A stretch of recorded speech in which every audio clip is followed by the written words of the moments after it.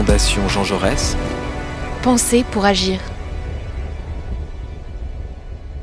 Christian, nous nous retrouvons donc avec Christian Lechervy, ambassadeur de France à Rangoon, en Birmanie. C'est notre troisième ou quatrième entretien pour parler ensemble de la Birmanie, qui certes n'est plus sous le feu de l'actualité en France, mais où l'actualité reste brûlante et bien inquiétante. Alors, première question d'ordre général, Christian, quelle est la situation politique,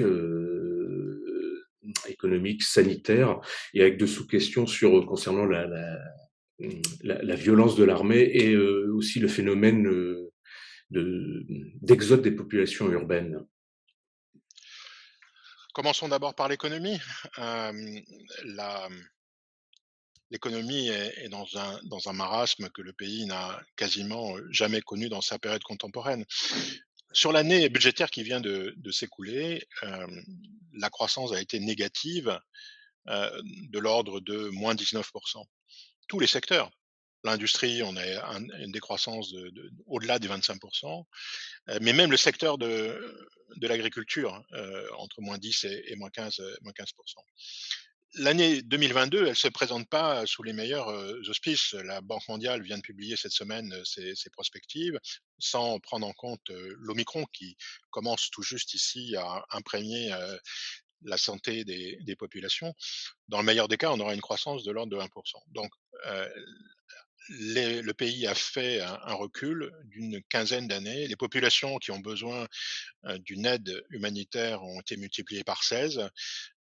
Maintenant la pauvreté, dépasse les 50 de la population, et cette pauvreté, elle n'est plus seulement, perceptible dans les zones, ethniques reculées, elle est aussi maintenant perceptible, dans les zones, urbaines. On voit, de la mendicité, chose que l'on n'avait jamais vue, ici, en tout cas depuis très, très longtemps.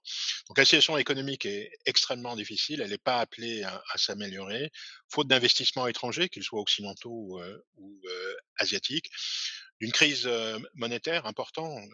Ici, il y a plus de billetterie, hein. On peut pas retirer de l'argent dans la rue comme on le faisait, autrefois, et l'accès au compte bancaire est de toute façon, réglementé, et si, d'un seul coup les autorités, autorisaient le retrait de ce qui existe sur les comptes à vue, eh bien le système financier s'effondrerait purement et simplement. Donc la situation économique est extrêmement, difficile, probablement comme jamais elle ne l'a été. Sur le plan politique, au regard de nos entretiens précédents, bien, qu'est-ce que l'on constate? D'abord, une extension de la guerre civile, territorialement. Celle-ci est de plus en plus, réelle dans le pays Bama, le cœur, du pays, géographiquement, la région de Mandalay et le centre, mais aussi avec beaucoup d'affrontements qui apparaissent, dans les zones urbaines, y compris ici à Rangoon avec, des assassinats ciblés, des explosions de bombes, essentiellement tournés vers des édifices publics, des banques liées à l'armée, des lieux où on paye les taxes, notamment, les, redevances, électriques, et là, de ce point de vue-là, la situation a plutôt tendance à se dégrader, hein, depuis notre dernier entretien. On est maintenant entré dans la période de la saison sèche, à partir de la mi-octobre. Donc l'armée a lancé, plusieurs offensives sur différents théâtres, et elle peine. Elle peine, à, avancer dans les zones ethniques, en particulier, vers la frontière, indienne, où ces forces, en pays de Chine sont harcelées, sur toute la longueur, logistique. Elles sont au mieux dans les grandes villes, mais les axes, ils ne les tiennent pas, et les zones de soutien dans la plaine, sont aussi, harcelées. Ce sont des combats qui sont pas seulement des opérations hit and run, ce sont des combats qui engagent parfois pendant plusieurs jours, plusieurs centaines de combattants. Donc on n'est quand même pas dans une guérilla de faible intensité, et on utilise des pièces d'artillerie et surtout l'armée pour essayer de dégager, ses forces ou conquérir, des territoires, utilise massivement l'artillerie, des avions de chasse, des hélicoptères, d'assaut, et on le perçoit, non seulement dans le nord-ouest du pays, mais aussi, dans l'est, jusque sur les frontières, chinoises et les frontières, thaïlandaises.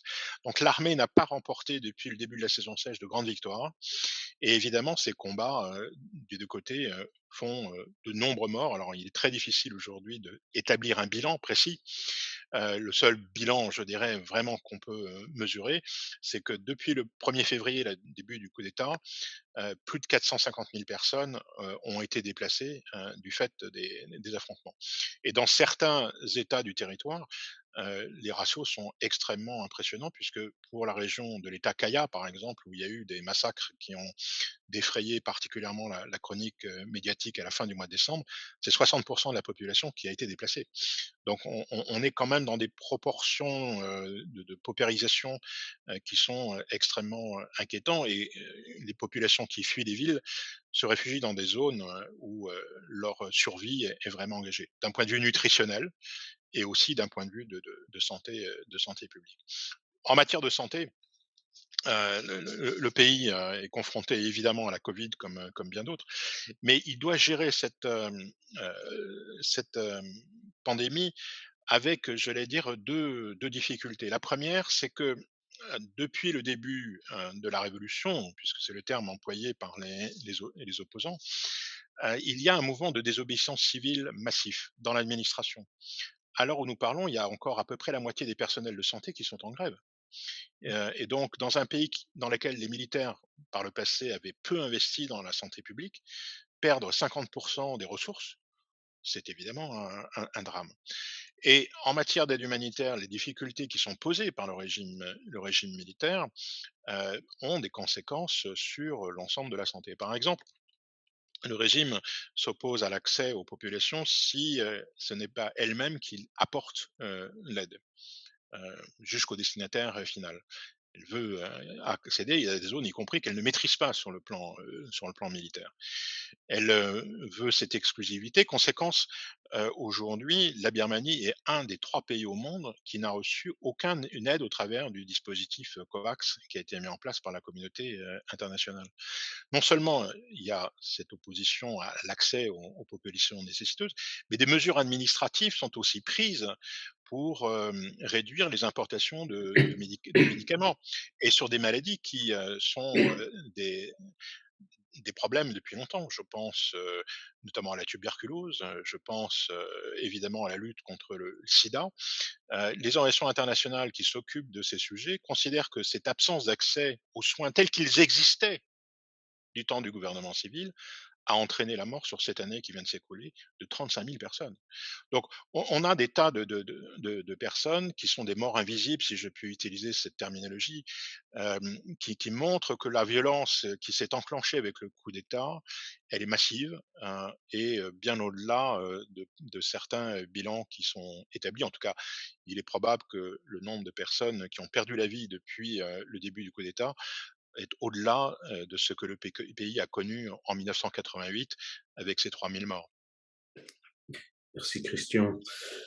Et, la récente visite en début janvier, en Birmanie du Premier ministre cambodgien Hun Sen, mais surtout qui est depuis début janvier il préside l'ASEAN. Est-ce que cette visite donc ne renforce-t-elle pas, voire ne légitime-t-elle pas la junte au pouvoir, et quelles ont été les réactions et de la population civile birmane et des autres membres de l'ASEAN? Sur l'année qui vient de s'écouler, non seulement, les autorités de la junte n'ont pas réussi à maîtriser, leur propre territoire, puisqu'il est contesté, par, près de 300 groupes, armés de l'ethnie majoritaire, mais le pays n'a pas non plus réussi à, se légitimer sur la scène internationale. Alors, il y a un lieu où c'est, particulièrement visible, c'est aux Nations unies, puisque l'ambassadeur, qui tient le siège des Nations unies est, l'ambassadeur qui a été placé par, le gouvernement civil précédent et a rallié cette opposition. Donc dans la principale enceinte internationale, le régime militaire n'est pas reconnu. Ensuite, le commandant en chef de l'armée avait été invité à une réunion de l'ASEAN en avril, dernier, et ses pairs lui avaient, fait savoir, un certain nombre de gestes à mener pour, disons stabiliser la situation. Donc il y a eu une déclaration conjointe, qui porte sur, 5 points de consensus, notamment, pour mettre un terme, aux affrontements militaires, permettre l'accès de l'aide, humanitaire. Ces 5 points de consensus n'ont pas été mis en œuvre. et les pays de l'ASEAN, les 9 autres partenaires de la Birmanie ont fait ce constat. Conséquence, ils ont considéré que faute de cette coopération, le commandant en chef de l'armée ne pouvait pas être invité au sommet de l'association. Et donc, dans son top management, l'ASEAN ne fonctionne plus qu'avec 9 membres. Et donc, la présidence qui a pris ses fonctions le 1er janvier a fait ce constat-là. On a aujourd'hui, dans la pratique, des réunions des chefs d'État et de gouvernement, une réunion qui se tient à 9 et non pas à 10. Et donc, il faut chercher à faire bouger les lignes, à faire revenir au moins la Birmanie dans l'enceinte, sous condition que celle-ci respecte les 5 principes de consensus. Or, c'est ça qu'est venu dire Hun Sen ici. Il a privilégié la relation interpersonnelle pour faire bouger cette ligne. Un communiqué en est né, mais le lendemain de ce communiqué, donc, qui précisait notamment l'engagement des forces armées à mener un cessez-le-feu, des opérations de grande envergure ont été lancées, donc il y a eu un sentiment, je dirais, d'inefficacité. Et le surlendemain, la prix Nobel de la paix a été condamnée à de nouvelles peines de prison, ce qui évidemment n'est pas un signal particulier d'un dialogue politique inclusif. Donc il y a cette volonté d'essayer de faire fonctionner l'ASEAN sur ses bases, c'est ce que veut et cherche le Premier ministre cambodgien, mais évidemment, ça passe nécessairement par des actes politiques qui ont été expressément demandés et qu'on rappelait assez fortement, y compris au Premier ministre cambodgien, le chef de l'État indonésien, le Premier ministre de Singapour, et les autorités malaisiennes, pour ne prendre que quelques exemples. Et donc, c'est ces principes qui sont rappelés, qui, évidemment, doivent être mises en œuvre par la présidence. On est, dans un espace politique où le consensus est la règle.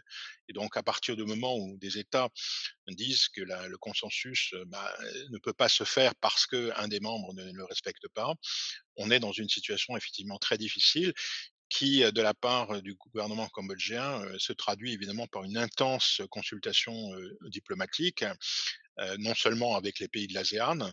Hun Sen a eu 2 entretiens en 15 jours avec le président indonésien, s'est entretenu avec les Japonais, les Chinois, les Indiens et beaucoup d'autres encore. Donc il y a aujourd'hui une volonté de la communauté internationale qui se traduira encore ce soir par des discussions au Conseil de sécurité des Nations Unies.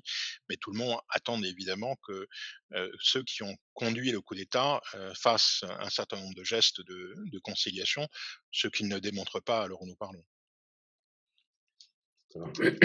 Le Total, Chevron et même la société australienne Woodside ont pris la décision de quitter la Birmanie. Quelles sont et quelles peuvent être les conséquences financières, économiques et politiques de ce départ qui n'est pas anecdotique?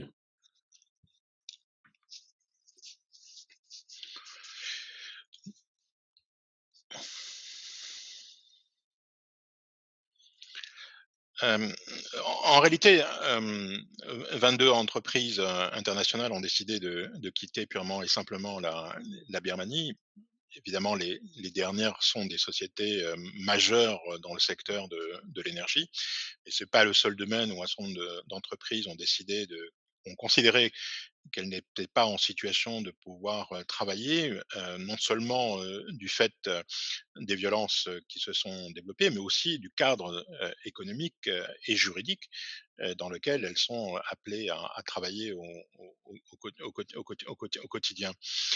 Euh, une fois encore, les, l'économie est un enjeu important de cette crise. Je crois que beaucoup d'investisseurs étrangers n'ont ne sont pas dans une situation de confiance dans la capacité des autorités qui se sont installées par la force au pouvoir de stabiliser la situation. Donc ils considèrent qu'il c'est risqué de continuer à travailler, pas seulement en termes réputationnels, mais aussi pour leurs propres employés, et que donc il faut suspendre les projets ou tout simplement les arrêter. En matière d'investissement étranger, c'est près de la moitié des investissements étrangers prévus qui a totalement disparu, ce qui explique aussi l'incapacité aujourd'hui de la Birmanie à rebondir après la crise de la Covid, et accentuée évidemment par le coup d'État militaire, comme je disais tout à l'heure, avec un taux de croissance quand même tout à fait exceptionnel de près de moins 20%, en particulier dans le secteur industriel.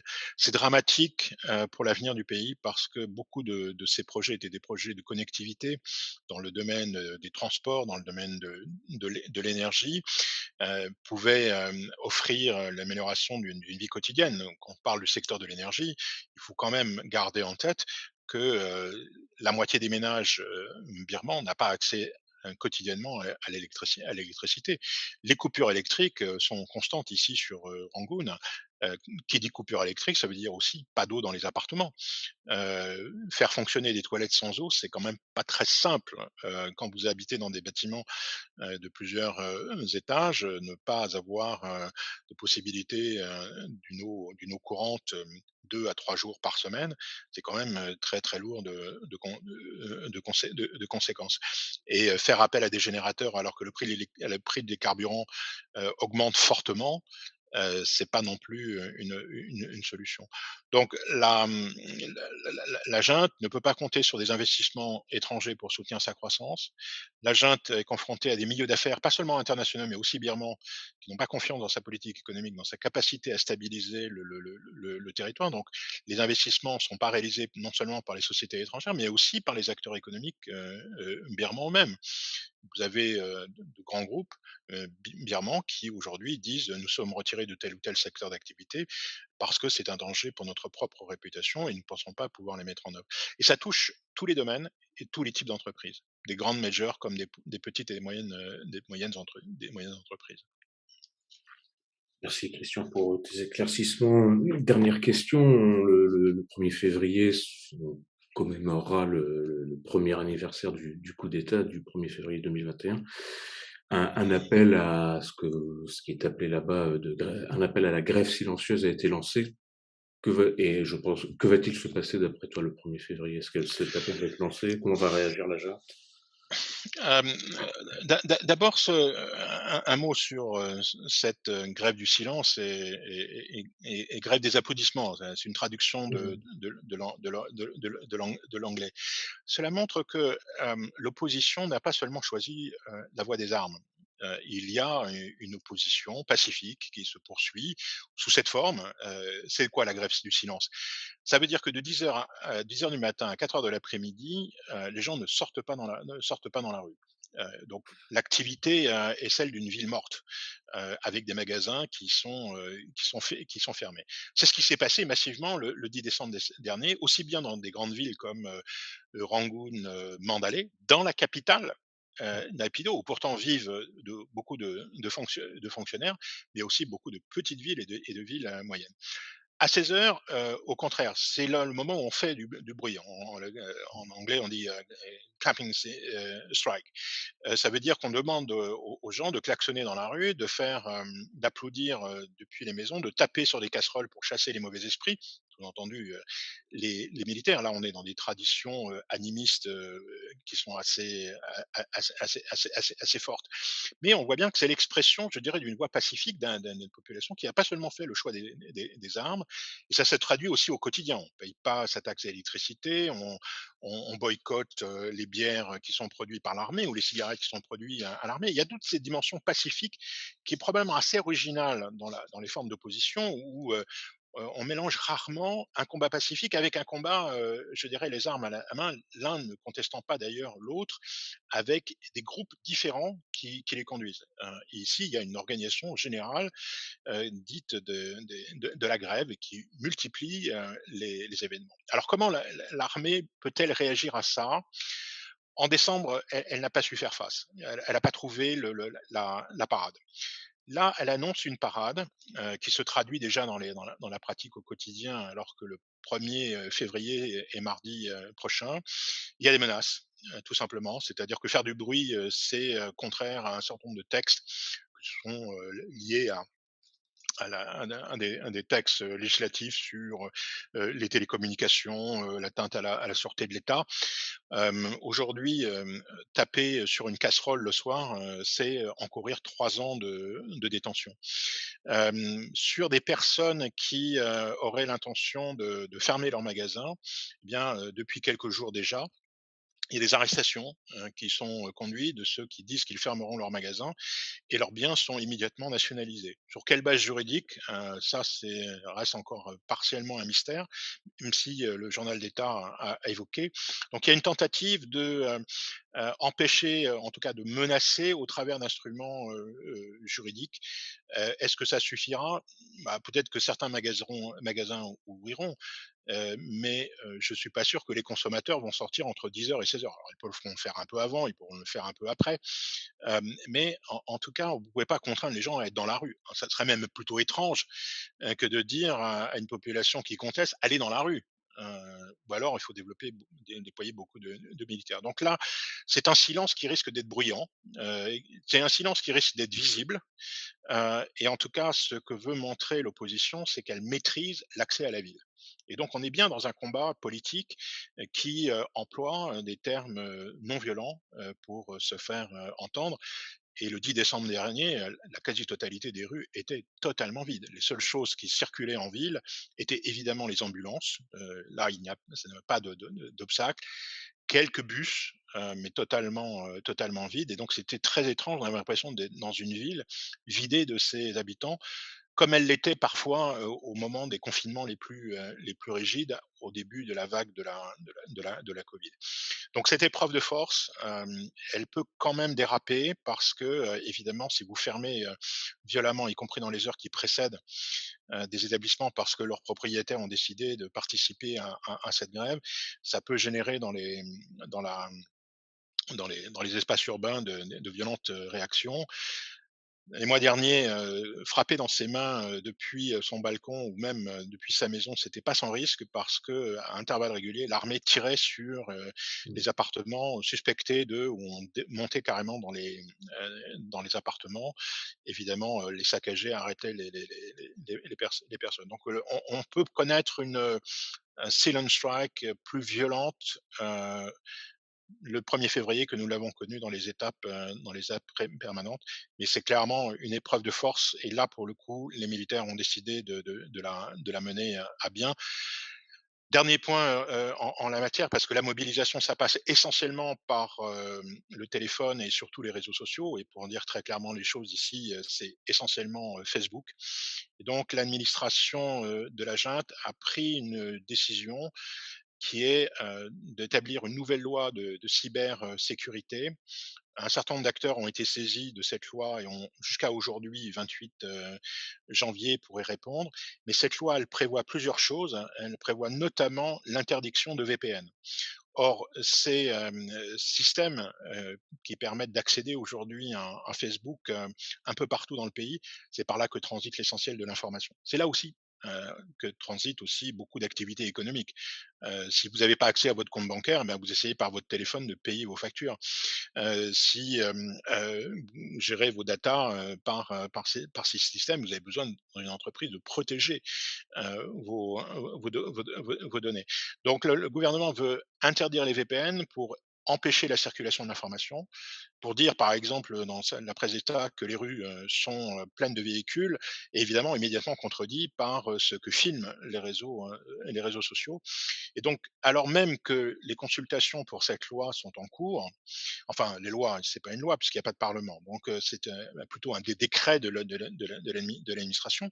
Mais avant même que ce texte soit endossé, il y a des contrôles de police, actuellement, où, les personnes sont arrêtées. S'ils ont des VPN, leurs biens peuvent être confisqués, ils peuvent être poursuivis déjà devant la justice. C'est surtout l'occasion et ça c'est un des faits pervers de l'installation du régime militaire, c'est l'occasion tout simplement de raquettes.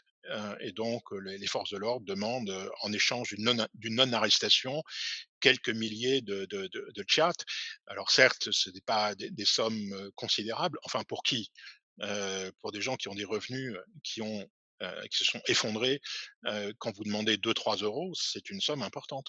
Et donc, la bataille sur le cyber est devenue un enjeu majeur pour le régime, l'image qu'il véhicule à l'intérieur et à l'extérieur. Parce que, évidemment, le VPN, ça permet de circuler l'information à l'intérieur pour la mobilisation, comme c'est le cas pour le 1er février, mais aussi d'apporter des témoignages terribles sur ce que veut dire les combats dans, dans le pays. Je reviens au massacre du 24 décembre, dont les images terribles ont été publiées notamment par Paris Match. C'est des corps calcinés, des corps qui manifestement de personnes qui étaient vivantes au moment où elles ont été brûlées vives. Quand vous avez ça quotidiennement sur votre téléphone, c'est évidemment une source de résistance et de conviction d'une résistance supplémentaire. Donc le 1er février, c'est un moment symbolique, évidemment.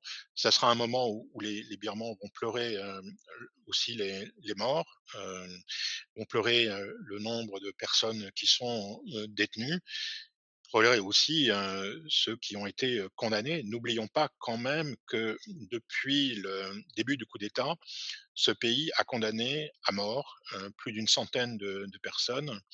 Alors, c'est dérisoire évidemment par rapport au nombre de personnes qui sont disparues, mais c'est aussi un phénomène que l'on connaissait quasiment plus dans ce pays, dans ce pays. Donc, le système judiciaire est malmené, y compris pour lutter contre, au fond, la mobilisation pacifique des protestataires qui se mesureront probablement le 1er février en millions, comme cela a été le cas le 10 décembre dernier. Christian, merci beaucoup de t'être prêté à nouveau à l'exercice et surtout merci beaucoup pour la qualité et la richesse de tes réponses. Et on suivra ce qui va se passer le 1er février. Et de toute façon, on va continuer à suivre l'actualité birmane. Et j'espère qu'on aura donc l'occasion d'avoir un nouvel entretien d'ici peu. Merci beaucoup. Merci de la constante intérêt de la Fondation Georges Jaurès pour la situation ici, qui est effectivement une des crises probablement la plus sanglante que connaît l'Asie, même s'il en existe malheureusement beaucoup d'autres dans la Corne de l'Afrique, dans les pays du Sahel et bien d'autres lieux encore. Mais il est de notre rôle, me semble-t-il, de continuer à parler d'un des pays qui est un nœud pour l'espace asiatique et où malheureusement nous sommes dans une régression économique, sociale et politique d'une ampleur inconnue depuis maintenant plusieurs décennies. Merci, à bientôt Christian.